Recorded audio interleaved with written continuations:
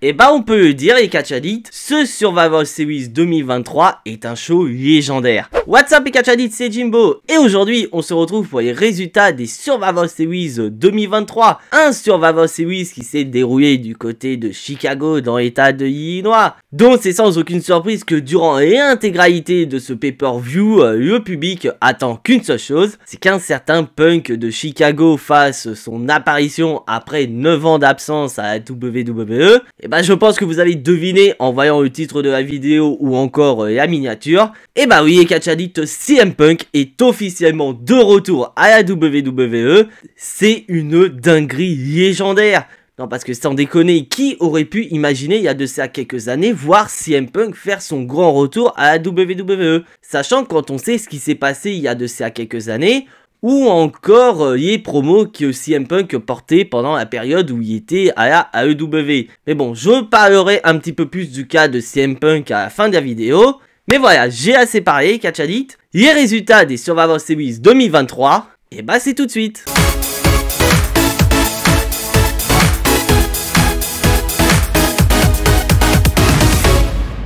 Et sans plus attendre les catch addicts, on va commencer ces Survivor Series 2023 très fort, puisqu'on va démarrer avec le War Games match féminin opposant Damage Control à l'équipe de Becky Lynch, Charlotte Flair, Bianca Belair et Shotzi. Et on se demandait tous qui allait avoir l'avantage sur ce combat, car à la différence du War Games match masculin, ça a été décidé dans un match entre Jey Uso et Drew McIntyre. Et bah du côté féminin, l'avantage allait être décidé par un vote du public. Et donc le vote est tombé, c'est l'équipe des babyface qui vont obtenir l'avantage dans le combat. Donc petite piqûre de rappel, catch addicts, quand une équipe a l'avantage dans un Wargames, que tout simplement cette équipe va se retrouver la majeure partie du temps en supériorité numérique, qui fait que l'équipe a l'avantage sur l'équipe adverse. Et donc on va démarrer très fort ce War Games match féminin avec Bayley contre Becky Lynch. Et donc petit à petit les catcheuses vont arriver et elles iront même jusqu'à apporter une petite touche personnelle dans le combat. Donc, quand je parle de petite touche personnelle, c'est l'utilisation de différentes armes comme kendo sticks, tables ou encore des poubelles. Et on va passer sur les spots totalement dingues de ce combat. Que oui, on s'y attendait à avoir des spots de dingue, surtout quand on a une certaine Io Sky dans le ring. Une Io Sky qui, petite piqûre de rappel, a fait tous les Wargames matchs féminins de l'histoire de la WWE. Donc on sait que quand Io Sky est dans le ring et surtout dans un Wargames match, on va s'attendre à un spot de dingue.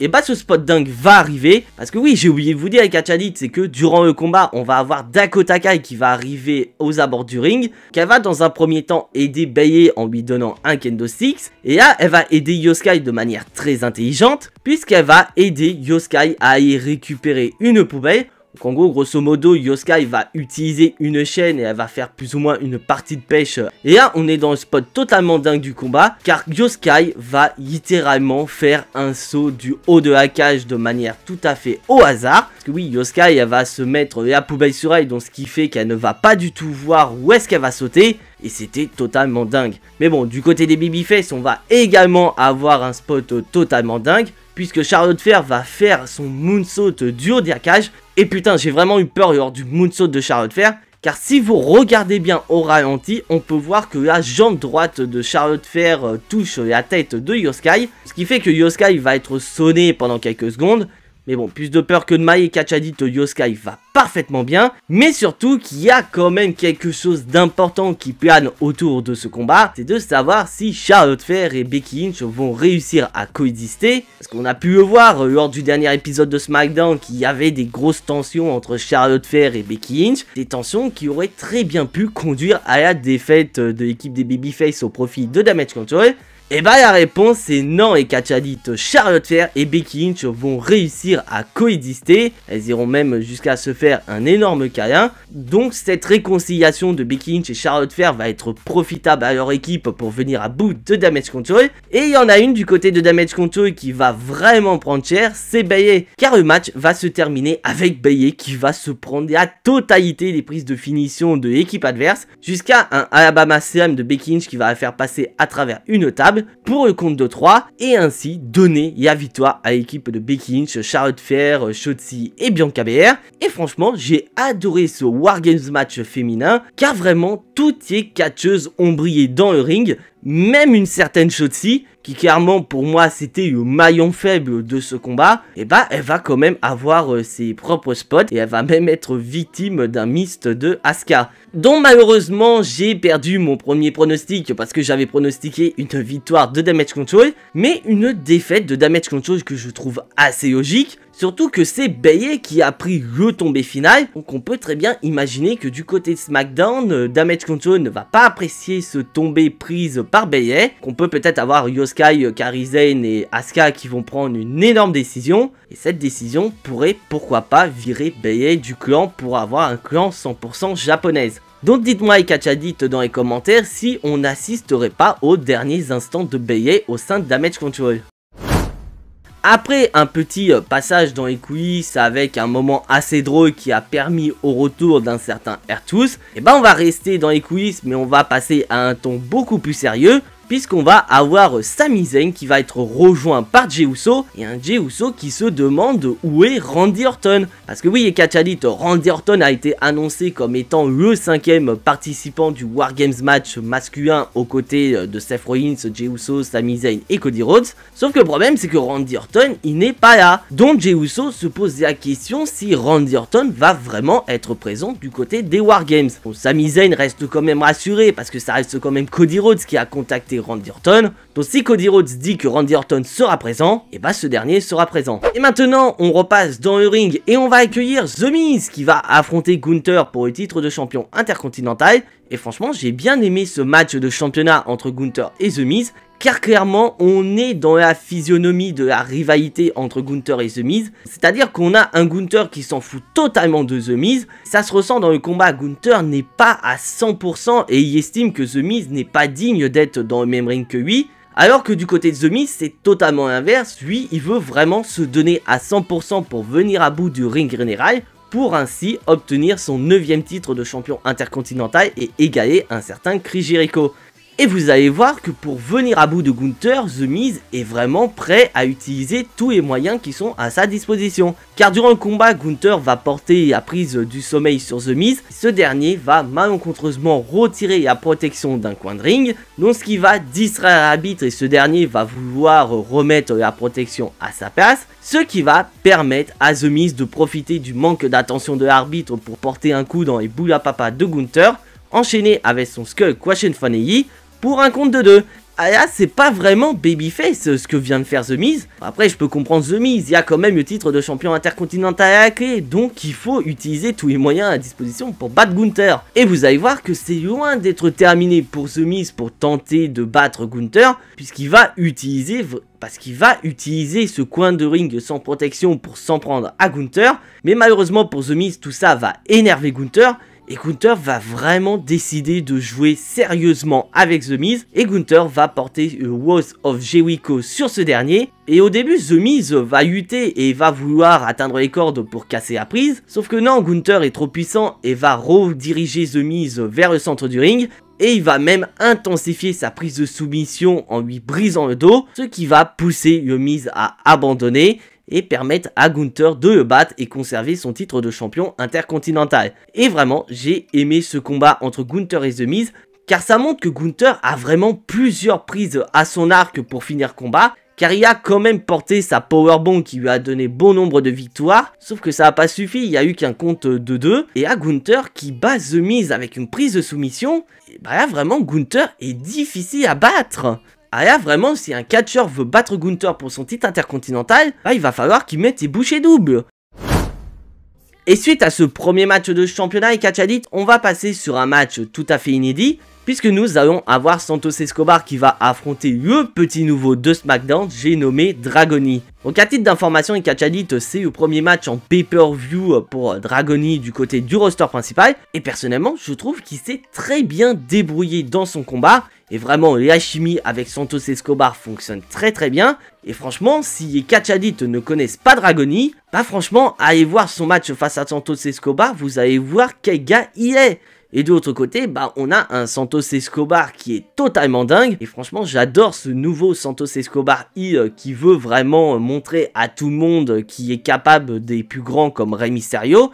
Après, on a quand même droit qu'à 8 minutes de combat, mais 8 minutes de combat que je trouve très bien utilisées entre les deux catcheurs. Et malheureusement pour Dragoni, c'est Santos Escobar qui va remporter le combat. Bon, d'un côté, ça m'étonne pas vraiment que Santos Escobar remporte le combat, puisqu'on a un projet Santos Escobar contre Rey Mysterio du côté de WrestleMania par exemple. Donc il faut quand même construire Santos Escobar au vu de sa confrontation future contre Rey Mysterio. Mais c'est vrai que c'est assez gênant de voir Dragoni perdre parce que c'est sa première défaite dans le roster principal. Mais bon, d'un côté, je pense que c'est loin d'être terminé entre Santos Escobar et Dragoni. Bien au contraire, je pense qu'on va avoir une rivalité qui va durer un sacré moment entre les deux catcheurs, avec pourquoi pas l'intégration de par exemple Carlito ou encore d'autres personnes dans la rivalité. Donc ça reste à voir. Et maintenant les catch addicts, on va passer à l'avant-dernier combat de ces Survivor Series 2023. Et oui, ça arrive vite les catch addicts puisqu'on n'a que 5 matchs annoncés pour ce pay-per-view. Et comme avant-dernier combat, nous avons Zoey Stark qui va affronter Rhea Ripley. Sans déconner WWE, qu'est-ce que vous avez fait à Zoey Stark putain? Non parce que sérieusement, ok, il y a une petite volonté de rappeler les Wargames. Mais sans déconner, c'est quoi ce maquillage horrible sur Zoey Stark? Alors que de l'autre côté, le maquillage de Rhea Ripley, il est parfait. Ah là, sérieusement, WWE, vous avez déconné. Mais bon, je cherche la petite bête, on a quand même droit à un bon combat entre Zoey Stark et Rhea Ripley. Mais malheureusement, je peux pas aller plus loin que caractériser ce match comme un bon match. Car malheureusement, comme je l'ai dit lors de mon Jimbo Gnostic, il y a une certaine prévisibilité dans ce match entre Rhea Ripley et Zoey Stark. Non mais sérieusement les catch addicts, vous y avez cru, vous, à une victoire de Zoey Stark contre Rhea Ripley? Moi personnellement, j'y croyais absolument pas. Donc c'est pour ça que j'ai pas du tout été surpris de voir Rhea Ripley remporter le combat face à Zoey Stark. Mais bon, n'empêche, Zoey Stark s'est quand même très bien défendu. Mais n'empêche, bien qu'elle ait perdu, Zoey Stark a montré que c'est une incroyable catcheuse. Et que petit à petit, elle va acquérir une aura de main eventeuse. Et peut-être pourquoi pas un futur titre de championne. Qui n'est pas du tout impossible. Mais bon, malheureusement pour Zoey Stark, il y a autre chose en préparation concernant Rhea Ripley, c'est bien sûr une confrontation face à Becky Lynch.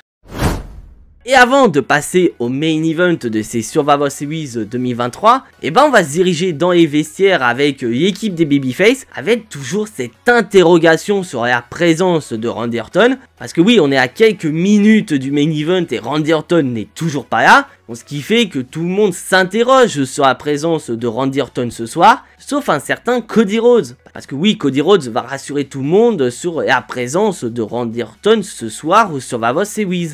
Donc ça rassure un petit peu ses coéquipiers. Et ça y est les catch addicts, il est temps de passer au main event de ces Survivor Series 2023. Le Wargames match masculin opposant le Judgment Day et Drew McIntyre contre l'équipe des Babyface, Cody Rhodes, Sami Zayn, Jey Uso, Seth Rollins et le revenant Randy Orton. Et déjà on peut remarquer une atmosphère assez particulière autour du Judgment Day, car on sent quand même une énorme tension entre Drew McIntyre et Damien Priest. Et vous allez voir que cette tension va encore plus s'intensifier durant le combat. Et putain, l'entrée des Babyface est totalement dingue. Notamment celle de Jey Uso qui va avoir le public de Chicago dans sa poche. Et ce match va donc démarrer par un classique entre Seth Rollins et Finn Balor. Et à la différence des femmes où c'était l'équipe des Babyface qui avait avantage, cette fois-ci c'est l'équipe du Judgment Day qui a l'avantage. Donc ce qui fait que ça va être le Judgment Day qui va être majoritairement en supériorité numérique. Et là on va arriver à un spot très intéressant. Car au moment où on s'apprête à voir un troisième membre du Judgment Day rentrer dans le match,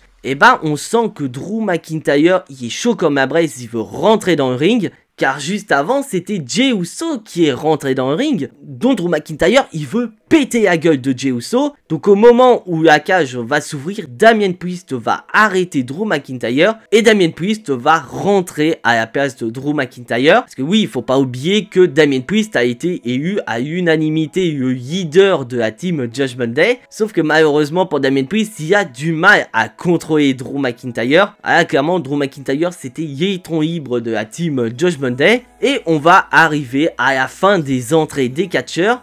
Car juste avant l'entrée du dernier membre de l'équipe de Cody Rhodes, Seth Rollins va passer à travers une table. Et donc là, on a le champion du monde poids lourd qui est totalement KO. Et là, le compte arrive à 0 et on s'attend tous à l'entrée de Randy Orton. Sauf que non, et catch a dit, c'est Willa Whippé qui va arriver avec un Maet Money in the Bank de Damien Priest et un arbitre. Et là, on s'attend tous à un cash-in de Damien Priest. Bon, d'un côté, c'est assez logique que Willa Whippé débarque avec la maillette de Damien Priest, car petit piqueur de rappel, catch a dit, il y a de ça quelques semaines, Willa Whippé a confisqué la maillette de Damien Priest, et elle a précisé que ce dernier fera son cash-in quand elle aura décidé. Donc elle a jugé le bon moment pour que Damien Priest fasse son cash-in, et à la surprise générale et au désarroi du Judgment Day, Randy Orton fait son grand retour après 1 an et demi d'absence. Et putain, Randy Orton, il a un physique totalement dingue. Après, dites-moi dans les commentaires, catch a dit, mais je crois que je n'ai jamais vu Randy Orton aussi massif que ce soir au Survivor Series. Et là, Randy Orton, il est chaud comme ma braise, il va défoncer tout le monde. Et au moment où il se prépare à porter un RKO sur Damien Priest, et bah ce dernier va se retourner sur Jey Uso. Et là, on se dit, ça y est, Jey Uso, il est dans la merde. Randy Orton se souvient de ce qui s'est passé il y a de ça 1 an et demi. Parce que oui, petite piqûre de rappel, catch a dit, il y a de ça 1 an et demi, c'est Jey Uso et Bloodline qui ont éloigné Randy Orton. Donc Randy Orton se souvient de ce qui s'est passé il y a de ça 1 an et demi. Donc on se dit, ça y est, Jey Uso, il va se prendre un RKO et ça va être le tournant du match. Sauf que non, et catch a dit, l'intérêt collectif est plus important que l'intérêt personnel. Donc Randy Orton va faire équipe avec Jey Uso pour venir à bout du Judgment Day. Et là, on va avoir un spot totalement dingue, puisqu'on va avoir JD Madonna, Sami Zayn et Seth Rollins qui vont être au-dessus de la cage. Et ces derniers vont offrir JD Madonna en pâture à Randy Orton. Et ce dernier va sortir un RKO venu de nulle part. Bon, après, personnellement, c'est pas le meilleur RKO qu'a porté Randy Orton. Pour moi, ça restera toujours le RKO qu'il a porté sur Seth Rollins à WrestleMania 31. Et le match va donc se terminer avec Cody Rhodes qui va porter son Crossroads sur Damien Priest pour le compte de 3. Et ainsi donner la victoire à son équipe. Donc un retour gagnant de la part de Randy Orton qui gagne avec son équipe sur le Judgment Day. Et une victoire qui peut quand même porter beaucoup d'interrogations pour le Judgment Day. Parce que oui, pour rappel, Damien Priest a été élu leader du Judgment Day et c'est lui qui a pris le tombé final. Donc on peut très bien imaginer que du côté de WoW, Willa Whippé pète un câble sur Damien Priest. Donc là, on se dit, ok, c'est bon, Randy Orton y est de retour, victoire de son équipe. Donc et Survivor Series se termine de la meilleure des manières. Et là on se dit putain mais qu'est-ce qui va se passer maintenant, ça y est le show il est terminé. Et bah non, et catch a dit, WWE nous a littéralement trollé. Et oui, vous ne rêvez pas, et catch a dit, après 9 ans d'absence, CM Punk revient à la maison. CM Punk est de retour à la WWE. Un retour qui est clairement le meilleur retour de cette année 2023 à la WWE. Et c'est mon avis personnel, si vous n'êtes pas d'accord avec moi, vous avez l'espace des commentaires à votre disposition. Donc un retour de CM Punk qui fait plaisir à beaucoup de monde, mais ça ne fait pas plaisir à certaines personnes, car on a pu voir un certain Seth Rollins exprimer son mécontentement envers le retour de CM Punk, qu'après beaucoup de gens se sont posé des questions si c'était réel ou bien c'était juste une storyline. Bon, personnellement, je pense que c'est un petit peu des deux. Parce que d'un côté, Seth Rollins a quand même expliqué en interview qu'il ne voulait pas voir CM Punk de retour à la WWE. Mais bon, il a quand même précisé que même s'il n'était pas d'accord, il resterait professionnel. Et si on lui dit de travailler avec CM Punk, il le fera.